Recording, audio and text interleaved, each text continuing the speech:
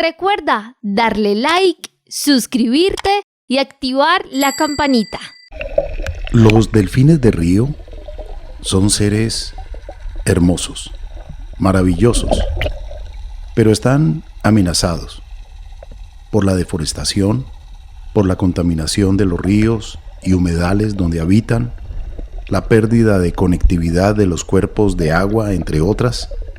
Todas las especies de estos maravillosos cetáceos se encuentran en alguna de las siguientes categorías de amenaza: vulnerable, en peligro o en peligro crítico, según la UICN, quien clasifica precisamente, gracias a las estadísticas y a los estudios y a las investigaciones, esta información.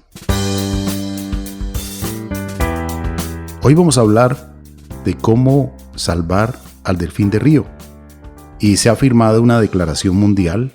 Han participado varios países, entre ellos Colombia, y la Fundación Omacha ha estado muy al tanto.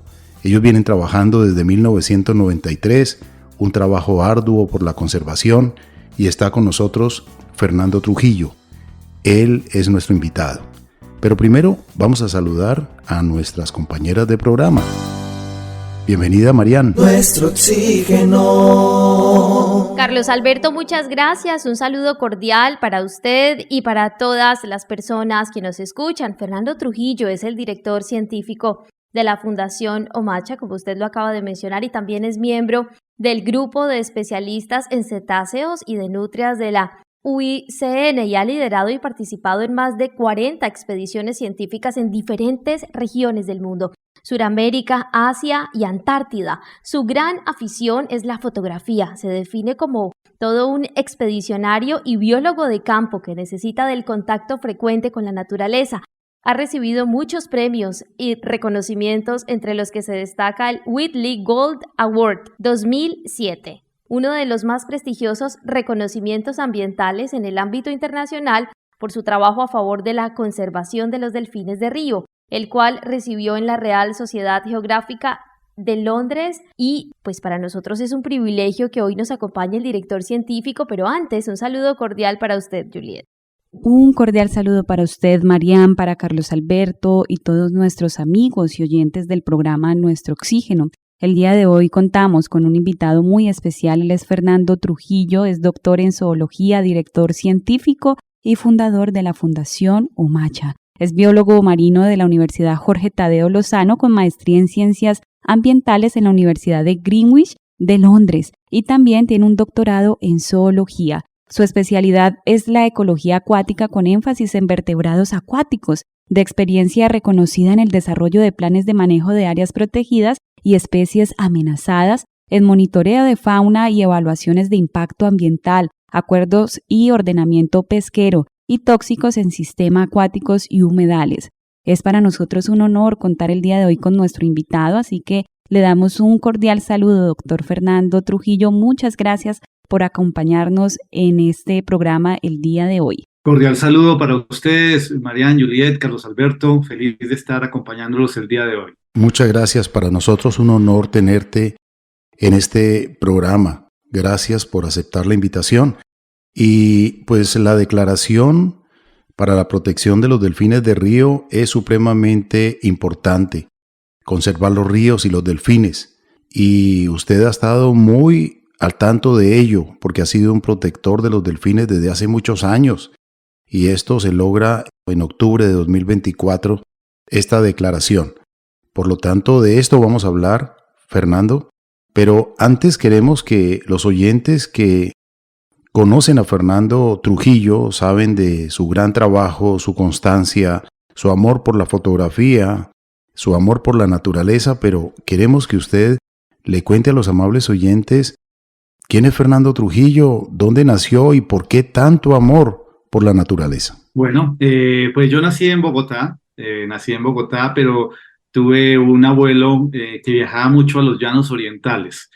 Y también, digamos, en mi infancia tuve la fortuna de conectarme todos los domingos con el programa Naturalia, donde veíamos los capítulos del Comandante Cousteau, vi a Félix Rodríguez de la Fuente, Y de alguna manera eso fue marcando en mí para que decidiera estudiar biología marina. Me atraían mucho el agua, el mar, los océanos, los ríos, así que terminé estudiando biología marina y tuve la suerte, la fortuna de que esa inspiración de ver el programa Natural y al comandante Cousteau se manifestó en una conferencia que él dictó en la Universidad Jorge Tadeo Lozano, camino a su expedición al Amazonas entre 1984 y 85, y le hice un par de preguntas y él me dijo, delfines en el Amazonas. Y eso fue como, ajá, delfines en el Amazonas. Y 2 años después estaría con otros 2 compañeros de la universidad, aún estábamos en la universidad, yéndonos en un avión de carga con un motor fuera de borda prestado al Amazonas. Y yo creo que con mucho miedo de esta aventura desconocida, en esa época no habían mapas, no sabíamos dónde nos estábamos moviendo. Llegamos al Amazonas, era una época en que el narcotráfico estaba muy fuerte, así que decidimos con mis compañeros seguir a un pequeño pueblito indígena que se llama Puerto Nariño, y esa se convirtió en mi casa. Ahí ya llevo 36 años trabajando en este pueblo que les invito a conocer. Es uno de los pueblos más bonitos de Colombia. No hay vehículos, todo el mundo camina, la gente es muy amable, es muy limpio. O sea, lo llaman el pesebre del Amazonas. Y ahí arranqué, o sea, me enamoré, empecé con una aproximación muy romántica de querer hacer algo por los delfines en el Amazonas, y pronto entendería que para conservar los delfines había que conservar los ríos, y que en esos ríos adicionalmente vivía gente y que esa gente tenía necesidades y tenía problemas. Entonces el delfín se convirtió en un vehículo, una excusa, en un embajador para comenzar esta gran travesía de conservar los ríos en Sudamérica. Fernando, cuéntenos un poquito de esas especies de delfines de río más comunes de nuestro país. Bueno, aquí en Colombia tenemos 2 especies, el delfín rosado, que en el Orinoco le dicen toninas. A veces la gente dice, no, son diferentes, es la misma tonina y el delfín rosado, y tenemos el delfín gris o el tucuxí.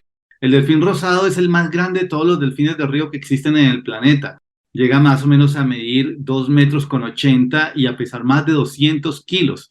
Los machos son mucho más grandes, a diferencia de los delfines marinos. Estos delfines de agua dulce tienen el hocico largo, la aleta no es triangular como en los delfines marinos, sino es una quilla larga, y son muy flexibles, se pueden mover muy bien y se mueven dentro de la selva inundada. Cuando está todos los árboles llenos de agua, se pueden desplazar muy bien ahí.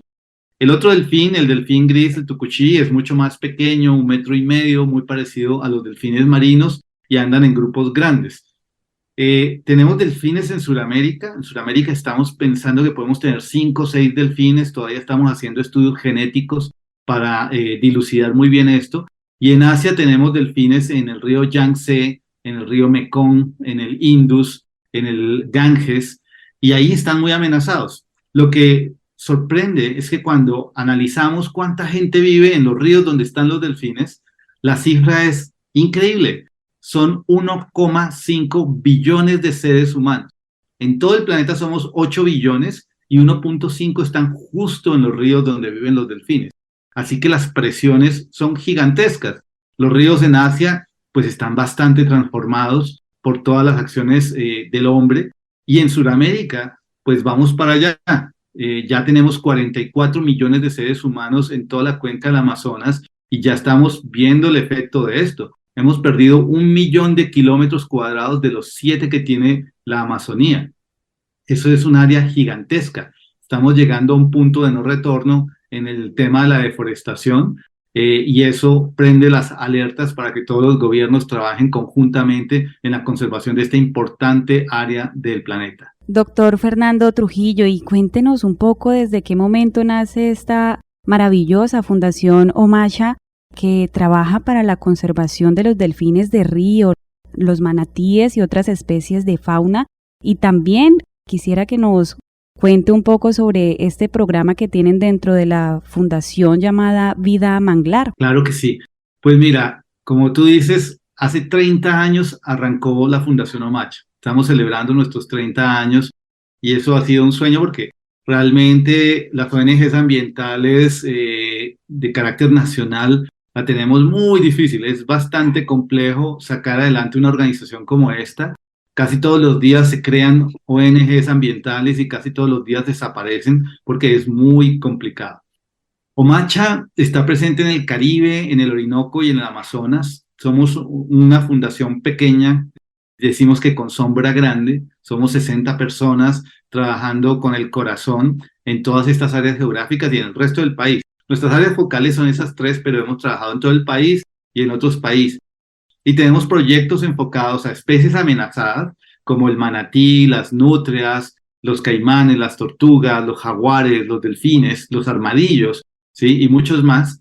Pero también nos enfocamos en ecosistemas estratégicos como el bosque seco en el Caribe, como los manglares, que son tan importantes, como la selva amazónica, la selva del Orinoco, todos los grandes ríos. Hemos contribuido mucho desde Omacha a consolidar los sitios Ramsar, que son esos humedales identificados como de importancia internacional y que el gobierno ha propuesto a la Secretaría Ramsar en Suiza y han sido avalados. En Colombia tenemos 12 de esos sitios y tenemos proyectos interesantes con las comunidades locales, como el que me preguntas, Juliet, de Vida Manglar.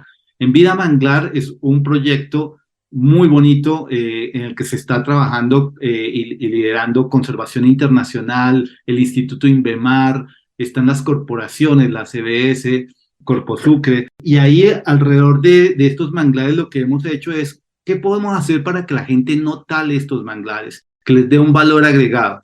Y se está haciendo un proyecto de carbono azul. O sea, el carbono que está secuestrado por los manglares es muy importante y lo que se está haciendo es un trabajo muy serio, pionero en América Latina, donde se calcula exactamente cuánto carbono está en estos manglares y se lleva a ofertar a compradores de estos bonos de carbono.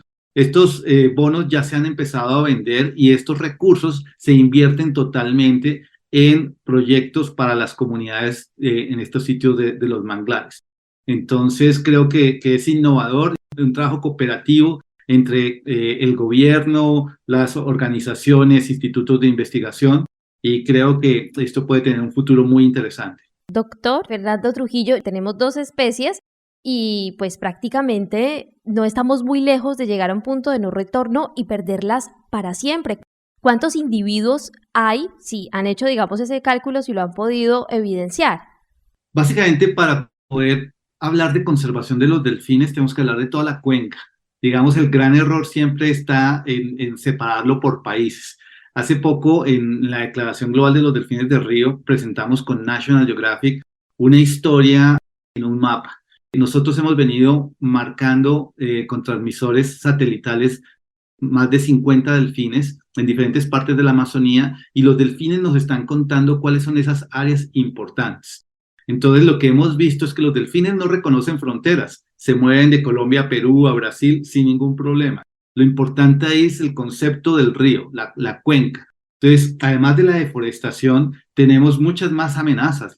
El mercurio, por ejemplo, el enemigo invisible que está contaminando todos los ríos. Tenemos mercurio natural que queda expuesto, el suelo queda expuesto por la deforestación y con las lluvias va al río. Y tenemos el mercurio de la minería de oro ilegal, que se han vertido toneladas, cientos de toneladas en los ríos y que eso de alguna manera están envenenando a los peces, a los delfines y a los seres humanos que habitan allá. Pero igualmente tenemos fragmentación de los ríos. Entonces hay muchas hidroeléctricas y la idea era positiva, tener energía basada en el movimiento del agua, pero se nos fue la mano en la escala. O sea, estamos interrumpiendo todos los ríos, su flujo, y con esto la migración de los peces. Y quiero que se imaginen por un momento que todo el Amazonas es un corazón y todos los ríos y todos los tributarios son las arterias. ¿Qué pasa cuando empiezo a poner tapones en todas esas arterias? Al final, colapsa ese corazón, ¿no? Y colapsa todo el sistema. Entonces, eso nos tiene muy preocupados, muy preocupados. Entonces, la situación en Colombia, ¿cuál es? En Colombia los tenemos en el Orinoco. En el Amazonas tenemos una tasa de deforestación muy grande, sobre todo en la parte cercana a los Andes, y en el Orinoco tenemos una exposición a cambio climático enorme. Los ríos están sufriendo estrés hídrico, hay estudios muy interesantes hechos por la Fundación TNC, que muestran escenarios muy complicados para el futuro en los ríos de la Orinoquía, y esas especies pueden ser las que estén más amenazadas. Y en el Amazonas tenemos los eventos de cambio climático, porque como ustedes vieron en las noticias recientemente, algo pasó en la Amazonía Central en Brasil, algo para lo que no estábamos preparados. El nivel del agua ha bajado muchísimo este año, es la peor sequía en mucho tiempo, llegando a registros de temperatura altísimos. Tuvimos el mes de septiembre más caluroso en la historia que hemos registrado. Y tuvimos un evento en la laguna de Tefé, en la parte central de la Amazonía brasilera, donde el agua llegó a temperaturas de 40 grados centígrados. Esto hizo que murieran millones de peces y que empezaban a morir los delfines. Y no entendíamos por qué estaban muriendo los delfines. Generalmente todos los años baja el agua, quedan atrapados, se pueden sacar o resisten, pero una mortalidad masiva. En un solo día, el 28 de septiembre, murieron 70 delfines. Entonces se empezaron a hacer estudios. Brasil encabeza el Instituto Mamiraguá, empezó a hacer estudios con muchos voluntarios veterinarios de todo el mundo y encontraron que las altas temperaturas en el agua hacían que un alga, que es común ahí, se pusiera en estrés, y ese estrés hiciera que esa alga liberara una toxina, una neurotoxina, que es lo que está matando a los delfines. Eso nos dejó totalmente perplejos, porque eso que está pasando en ese sitio en Brasil podría pasar en cualquier sitio de la Amazonía o de la Orinoquía, y no estamos preparados. ¿Cómo cambiar la temperatura del agua para evitar que esa alga libere la toxina? Es una pregunta que nos estamos haciendo a diario, porque si estos eventos se repiten, como se prevé, el aumento de la temperatura global, esto podría dejarnos en condiciones muy, muy complicadas. Además de los delfines y los millones de peces que han muerto, estamos hablando de muchas comunidades ribereñas en Brasil, en Ecuador, en Perú, en Colombia, que han quedado aisladas porque su vía de comunicación son los ríos. Cuando el agua baja y desaparece, se pudre y no pueden consumir esa agua, no está lloviendo, las comunidades consumen agua lluvia, no hay peces, entonces también hay una problemática. En Brasil se declaró emergencia nacional por lo que está ocurriendo, que involucra cerca de 60 comunidades ribereñas. Recordemos que las noticias en este momento en diferentes lugares del planeta registran la dramática sequía en la Amazonía. La selva amazónica está sufriendo una grave sequía. El nivel de los ríos bajó considerablemente, los peces y los delfines mueren y la población también está sufriendo. Muchos dicen y culpan al fenómeno meteorológico El Niño y al cambio climático. ¿Qué podemos decir al respecto, Fernando? Lo que podemos decir es que siempre el ser humano busca a alguien más a quien culpar. Eso es inherente a nosotros.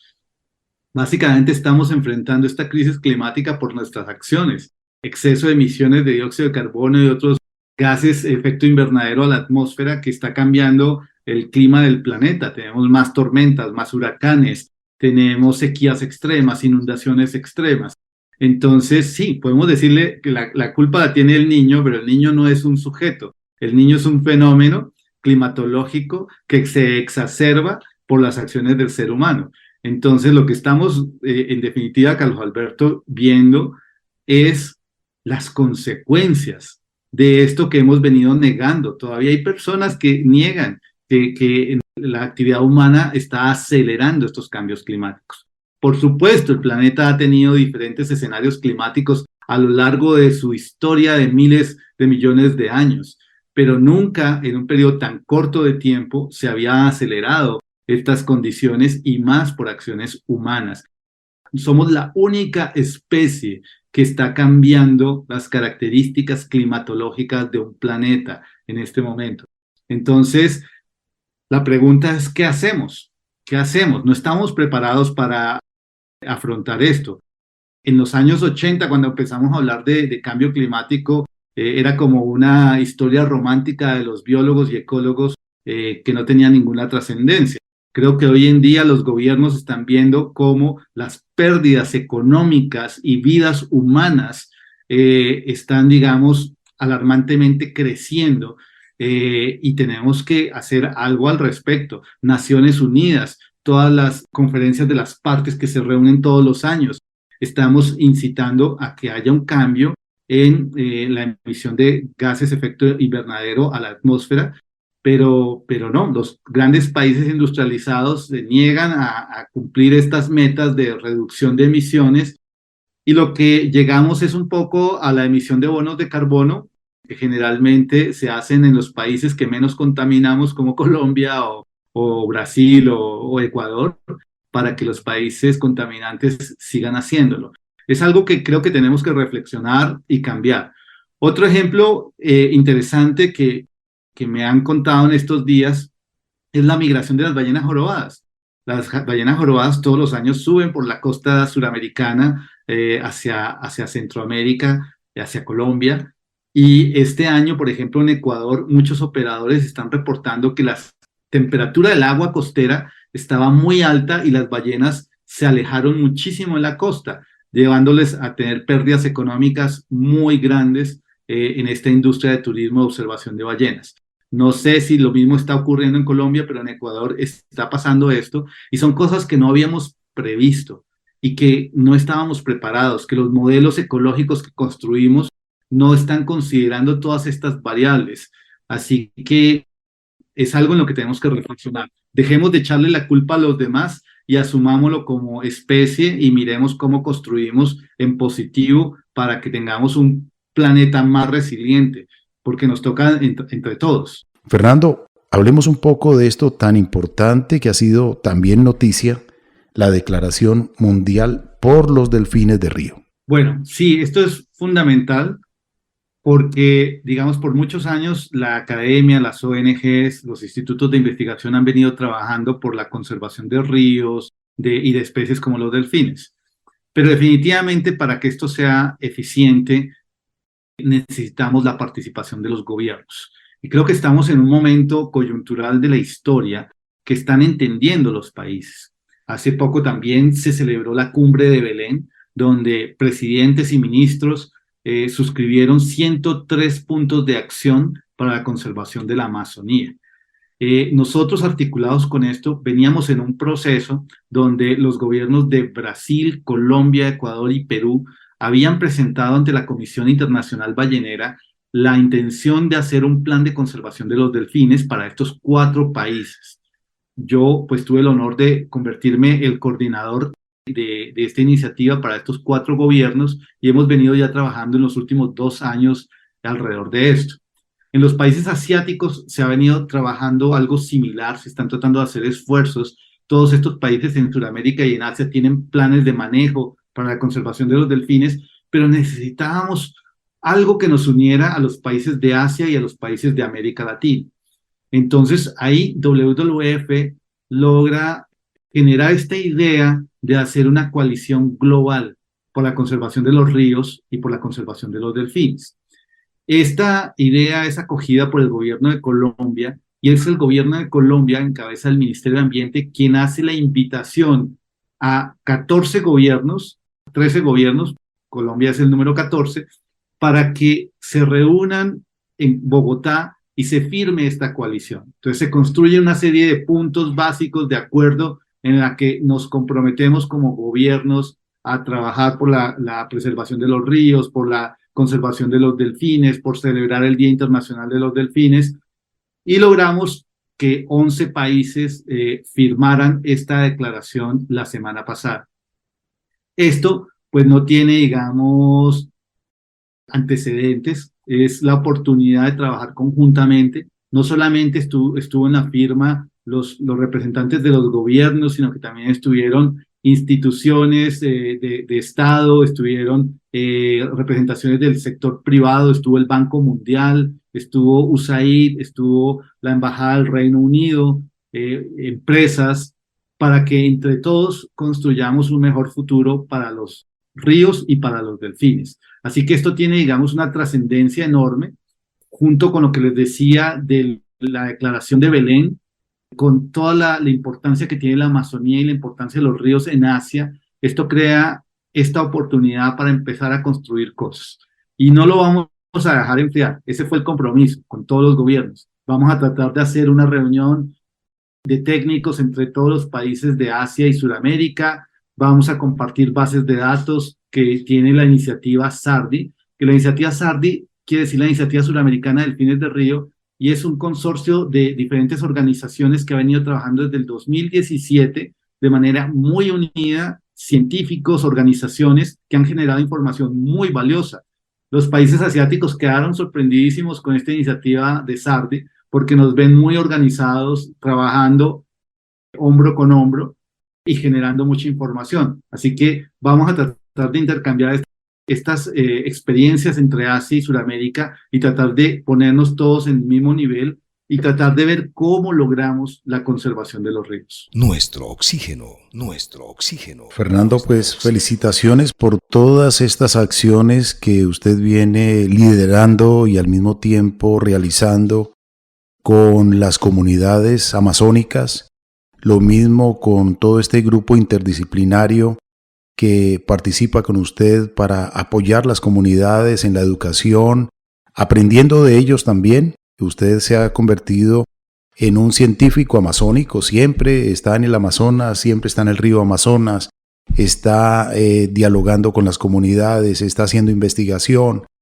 Hablemos de esa parte hermosa que usted nos está hablando cuando se registra la naturaleza, usted que está ahí viéndolos de primera mano, que digamos captura con su cámara o con las cámaras de sus amigos estas imágenes y luego van a pantallas como la de Disney, van a pantallas como las de National Geographic para mostrarle al mundo la belleza del Amazonas y que tenemos entre todos, una responsabilidad gigante con este pulmón del planeta y que realmente se necesitan acciones de fondo. Usted mencionaba el acuerdo de Belém y allí prácticamente los países se comprometen a no deforestar. Y comprometidos Brasil, Perú, Colombia, Ecuador, Guyana, Venezuela, Bolivia y Surinam. Firmaron una declaración para proteger la Amazonía de la deforestación y llevar acciones comunes. Esa puede ser una acción en conjunto de países. El delfín del río merece nuestra ayuda, es que es increíble. Usted mencionaba ahora, y lo vi yo también en las noticias, 77 delfines que se mueren de sed, que se seca el río y no hay manera de salvarlos.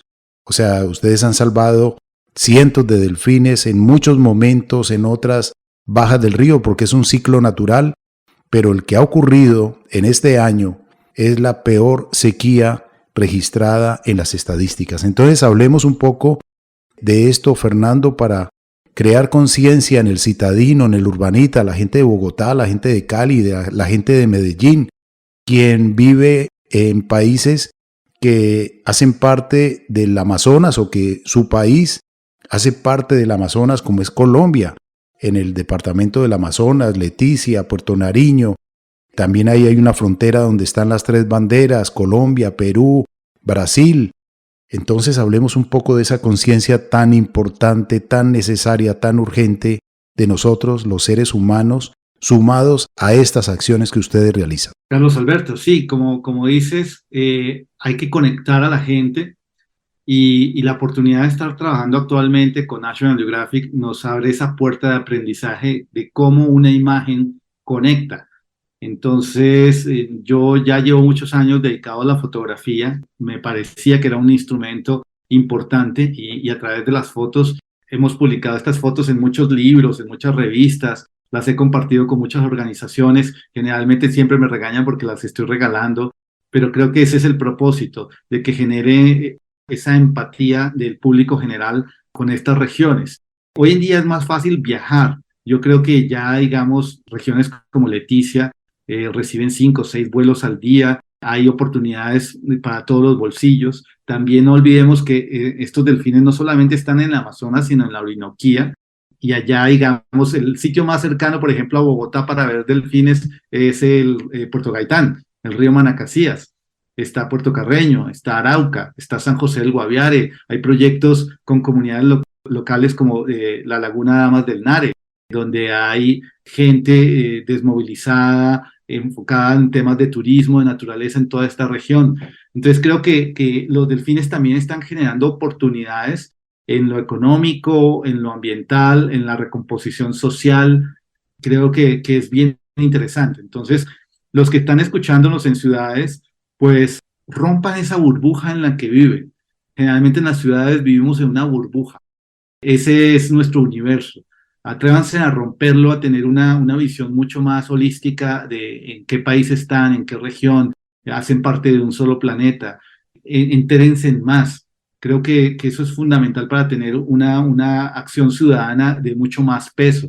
Y a propósito de acción ciudadana, pues invitamos a toda la gente siempre que suba sus fotografías de sus viajes, de estos animales. A veces nos contactan para problemáticas. Hace 2 semanas, tristemente, nos llegó unas imágenes de una cría de delfín que se le había arrancado la cola. Y estábamos muy preocupados, pero desafortunadamente después la autoridad ambiental no logró localizar la cría para empezar un proceso de rehabilitación. Hemos tenido comunidades muy valientes en Arauca, en Casanare, donde han alertado sobre estas toninas o estos delfines que quedan atrapados porque el agua baja muy rápido, y con esas mismas comunidades hemos rescatado estos delfines y los hemos puesto otra vez en el río. Entonces creo que ya hay una mayor conciencia. Cuando yo comencé a trabajar, pues nadie sabía que habían delfines en el Amazonas, muy poca gente. Mis primeras fotografías eran un desastre, era una pequeña línea en la superficie del agua y yo les decía con orgullo que eso era un delfín. Entonces, eso no generaba ningún tipo de empatía. Hoy en día hacemos fotos como las que ustedes ven aquí atrás. Esta foto la hice yo en el río Iraú, en Brasil, y ya genera mucha más empatía. Ya ven el rostro del delfín, ya ven una sonrisa, ya ven sus comportamientos. Entonces, creo que esto es fundamental. No dejemos esta responsabilidad a unos cuantos. Así como tenemos esa facilidad de culpar a alguien más y decir que alguien más se ocupe de eso, cambiemos esa actitud y volvámonos parte de la solución. Seamos más proactivos. Dejemos una huella en este planeta, dejemos un legado. Todos y cada uno de ustedes puede. Un poco el mensaje que estamos dando, por ejemplo, con la Fundación Omacha y ahora con National Geographic. Con National Geographic decimos, cada uno de ustedes puede ser un explorador. Se necesita curiosidad, coraje y determinación. Eso es todo. Doctor Fernando, quienes estén interesados en participar en el trabajo que se está llevando a cabo para la conservación y el buen uso de la riqueza natural de Colombia, ¿cómo lo pueden hacer? ¿Cómo contactarse y quiénes pueden participar? Bueno, tenemos un sistema de voluntariados en la Fundación Omacha. Pueden ingresar a www.omacha.org y ahí a veces tenemos oportunidades de voluntariados. Vienen de diferentes partes del país. Hemos tenido voluntariados nacionales, de universidades, de diferentes profesiones. También nos pueden ir siguiendo en las redes sociales de Omacha, en Twitter, en Facebook, en Instagram, también en mi Instagram personal, que es Fernando Trujillo Omacha, y ahí van a ver ustedes diferentes oportunidades y diferentes recomendaciones para poder cambiar un poco esa actitud pasiva por una actitud un poco más activa. ¿Cómo contactar a la Fundación Omacha a través de redes sociales? Gracias, Marian. Como les decía, en www.omacha.org, y si buscan Omacha en Facebook o en Twitter o en Instagram, va a ser la primera opción que les va a salir. Entonces, ahí estaremos atentos a contestar sus inquietudes. Muchas gracias a nuestro invitado, el biólogo marino, director científico de la Fundación Omacha, Fernando Trujillo. Muchas gracias a ustedes por la invitación, por abrir los micrófonos. Y los invito a que un día nos acompañen a Amazonas y de pronto podamos hacer un programa desde allá. Claro que sí, gracias, Fernando. Nuestro oxígeno. Recuerda que si quieres escuchar más contenido como este, educativo, debes darle like, suscribirte y activar la campanita para que te lleguen todas las notificaciones.